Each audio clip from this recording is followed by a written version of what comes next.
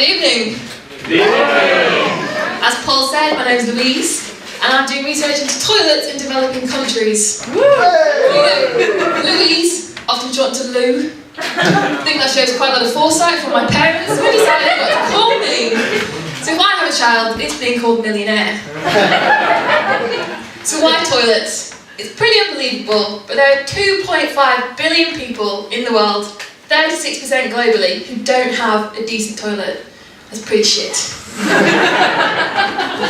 you don't have a toilet, it causes all sorts of nasty problems. You get all sorts of nasty bugs, and horrible things. And flies, they're little buggers. Flies are not picky about where they stand. They will happily go from your shit to your food, back to your shit, leaving you to eat the food they just trample all over with their shitty feet. It's very unpleasant. There's a lot of reasons why people don't have toilets. Sometimes it's too expensive, sometimes they don't have materials, it might be cultural.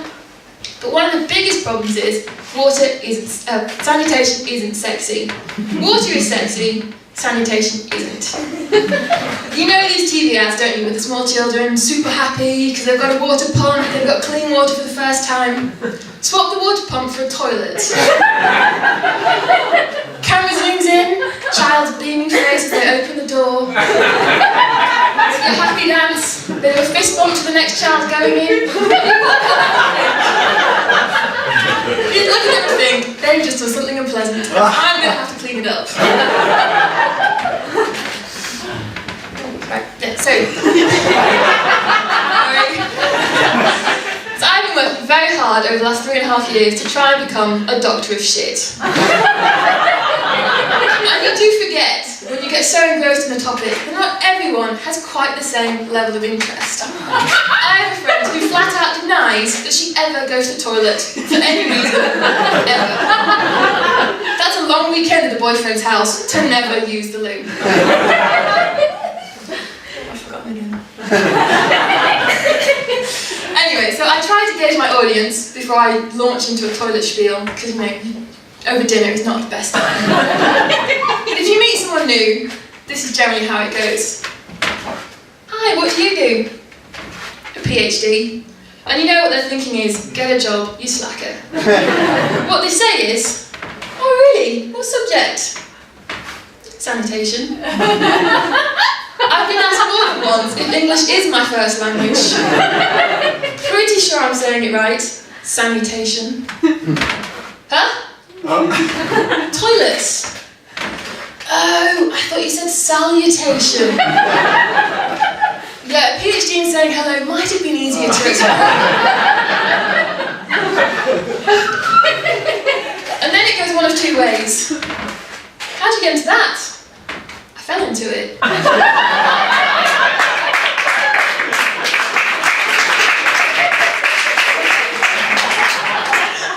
Or, so you're really good at fixing toilets?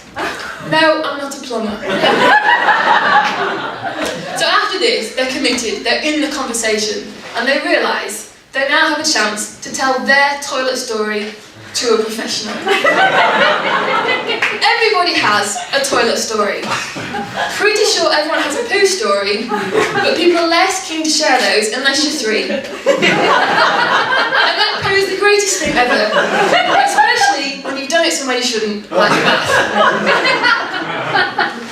So incidentally, if anyone wants an icebreaker for a meeting, put a fake blob of poo somewhere in the room. And then watch what happens and who cracks first when people are going with the adult side of the brain.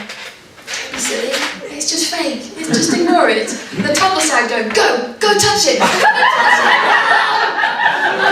Just watch what happens, it's brilliant. If you want, NASA do a very good line in fake poo, scientifically proven as the best poo in the world. You can take the DIY method. Not that one. Soya bean paste in condoms. It stinks, and you'll never look at miso soup in the same way again. Anyway, toilet stories. So, when you've heard as many toilet stories as I have, you start to see some patterns. And for a lot of people, the most formative experience in their life is going to France. You're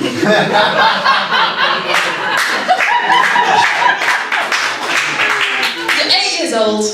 You're in a French squat toilet for the first time. First of all, you have to go with the fact that there are men and women in the same toilets. Then you're looking at it going, where's the toilet? There's just a hole. Try to ignore the liquid on the floor. You wish you weren't wearing your best white trainers with the lights in them, you know.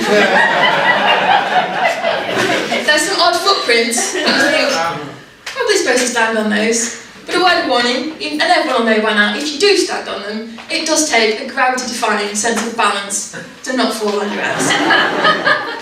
You know, boys look at it and go, oh, my target shrunk to a quarter of its normal size. Girls realise that their thigh muscles are not remotely strong enough to hold them in a squat position while holding their trousers out the way for more than 3 seconds. It's very undignified, and you generally leave feeling a bit confused and vowing never to talk about it again. Until you meet me. So my best toilet story, there are a lot, but my best toilet story comes from travelling in India with my best friend a few years ago. And I was shown to a toilet which was just a tiled room with a hole in it about this big. And when you're travelling, you know, your digestive system is not always the happiest thing. So you don't have a lot of time to have a rational conversation with your body about complete, you know, wrong time, wrong place, wrong outfit. You kind of just have to go with the flow. I didn't think that was going to happen. Trying to be professional about these things, but tile floor, tiny hole, it's never going to end well. So, we're about to sit on the floor. Yeah. Because when it comes to toilet, we're really creatures of habit. You know, just remember during the Winter Olympics, and there were athletes tweeting pictures of double toilets and signs like saying no fishing. You know, we really do like what we know, and we get very scared when it's something different.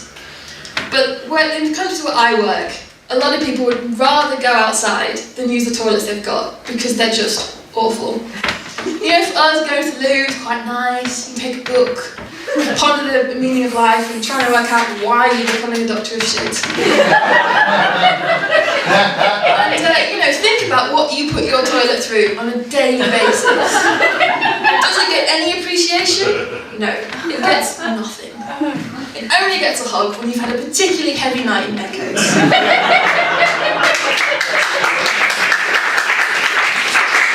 So next time you visit the toilet, just remember to give it a little bit more appreciation. Thank you very much.